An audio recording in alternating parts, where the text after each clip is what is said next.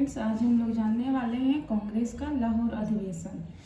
तो यहाँ पे आप देख सकते हैं कि भारतीय राष्ट्रीय कांग्रेस का ऐतिहासिक लाहौर अधिवेशन जो है 1929 में रावी नदी के किनारे आयोजित की गई थी। यानी कि भारतीय राष्ट्रीय कांग्रेस का ऐतिहासिक लाहौर अधिवेशन इसलिए कहा जा रहा है कि इसमें कई चीज़ों को हम लोग प्रस्तावित करते हैं और यहीं से भारत स्वतंत्र होने के लिए कई मोड़ यहाँ से आपको देखने को मिलेंगे।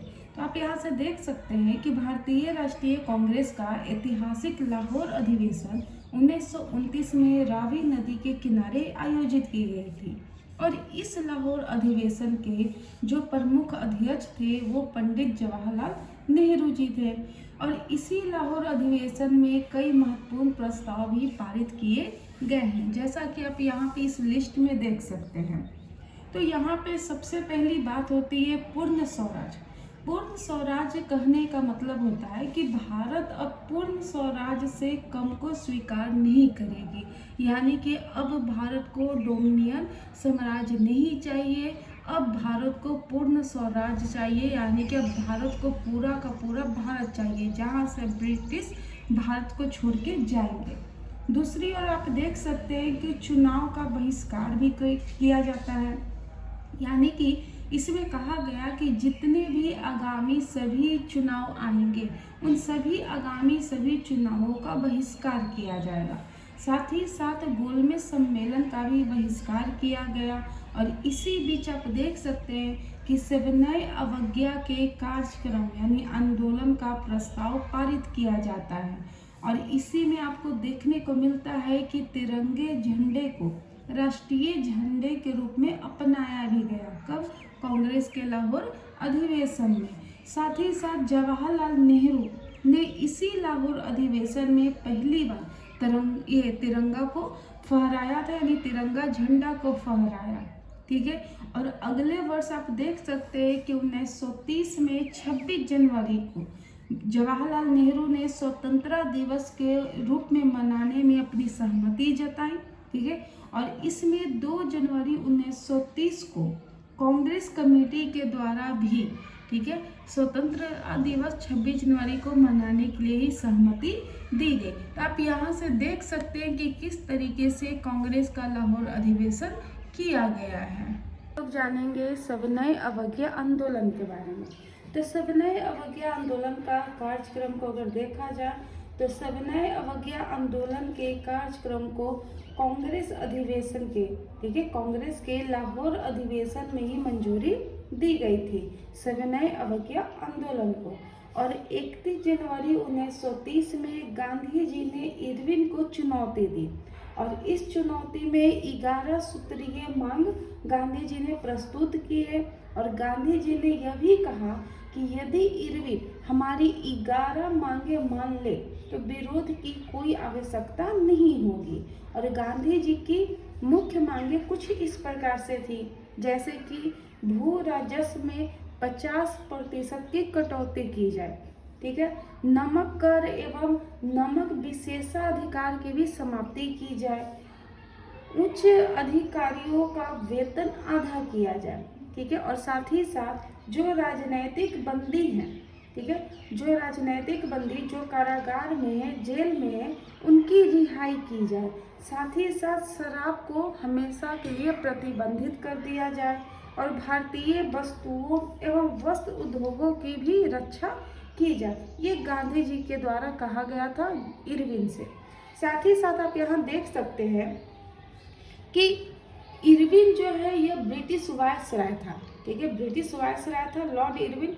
और लॉर्ड इरविन ने गांधी जी की इन मांगों को अस्वीकार कर दिया, यानी कि इरविन ने कहा कि हम आपकी मांग को नहीं मानते हैं। और गांधी जी ने इसके पश्चात 12 मार्च 1930 को ऐतिहासिक दांडी यात्रा आरंभ की और यह यात्रा जो था गांधी जी ने 78 अनुयायियों के साथ साबरमती आश्रम से आरंभ की थी और गांधी जी ने कुल 240 मील की यात्रा की। 24 दिनों के अंदर, ठीक है, यानी 240 दिन की 240 मील, यानी दूरी कितना हो गया 240 मील, और 24 दिनों की यात्रा करके इन्होंने दांडी यात्रा को पूरा किया। हम लोग दांडी की बात करें तो दांडी भारत के गुजरात राज्य के नवसारी जिला में स्थित एक गांव है, ठीक है। और 6 अप्रैल 1930 में गांधी जी ने नमक कानून को तोड़ा था और सविनय अवज्ञा आंदोलन की शुरुआत की।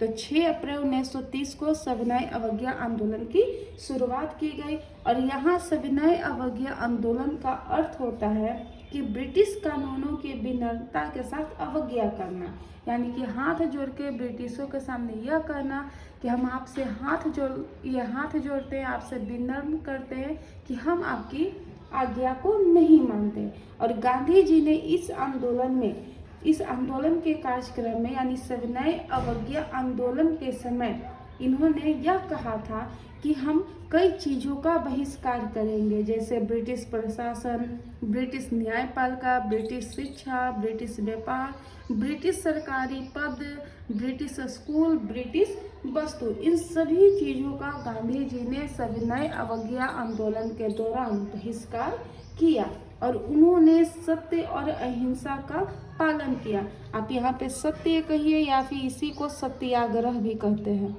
ठीक है, सत्याग्रह या फिर सत्य अहिंसा का उन्होंने पालन किया। साथ ही साथ इस आंदोलन के दौरान आप देख सकते हैं, यानी सविनय अवज्ञा आंदोलन के दौरान आपको ये देखने को मिलेगा कि 90,000 से अधिक सरकारी अधिकारियों ने अपनी इस्तीफा दे दी थी और इस सविनय अवज्ञा आंदोलन से जुड़ गए, ठीक है। और इस आंदोलन का विस्तार कई राज्यों में देखने को मिलता है, जैसे कि तमिलनाडु में, ठीक है। इस सविनय अवज्ञा आंदोलन का नेतृत्व सी राजगोपालचारी जी कर रहे थे, केरल से केलप्पन जी, उड़ीसा से गोपाल बंधु, उत्तर पश्चिम क्षेत्र से गफ्फार खान, महाराष्ट्र के धरसन्ना जिला है, वहाँ से सरोजनी नायडू और जवाहरलाल नेहरू, और नागालैंड से गॉर्डन लिव, ठीक है। आप यहीं पे देख सकते हैं कि ये जो धरसन्ना में, ठीक है,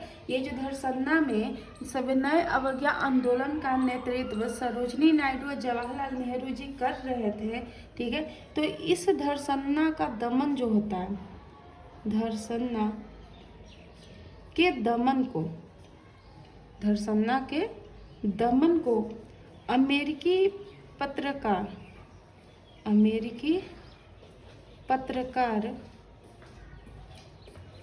ठीक है, जिनका नाम बेब मिलर ने, क्या रहता है, बेब मिलर ने न्यू फ्री मैन समाचार पत्र के माध्यम से किया है। समाचार पत्र में इसके बारे में लिखा है कि कैसे ब्रिटिशों ने धरसन्ना का दमन किया और साथ ही साथ मुस्लिमों ने सविनय अवज्ञा आंदोलन को समर्थन नहीं दिया था, ठीक है। मुस्लिम ने क्या किया, सविनय अवज्ञा आंदोलन का समर्थन नहीं किया। तो आप यहाँ से ये भी देख सकते हैं, लेकिन साथ ही साथ आप ये भी देख सकते हैं कि जो प्रसिद्ध मुस्लिम नेता है अब्दुल गफ्फार खान, ठीक है, तो इस आंदोलन का नेतृत्व करते, यानी कि एक मुस्लिम ने सविनय अवज्ञा आंदोलन का नेतृत्व किया है, बाकी मुस्लिमों ने सविनय अवज्ञा आंदोलन का समर्थन नहीं किया है। इसके बाद हम लोग अगले लेक्चर में जानेंगे कि गांधी इरविन का समझौता कैसे होता है, और ये प्रथम गोलमेज सम्मेलन कैसे होता है, द्वितीय गोलमेज सम्मेलन कैसे होता है और तृतीय गोलमेज सम्मेलन कैसे होता है, और इसमें क्या क्या बातें रखी जाती है, इसके बारे में अगले लेक्चर में हम लोग चर्चा करेंगे।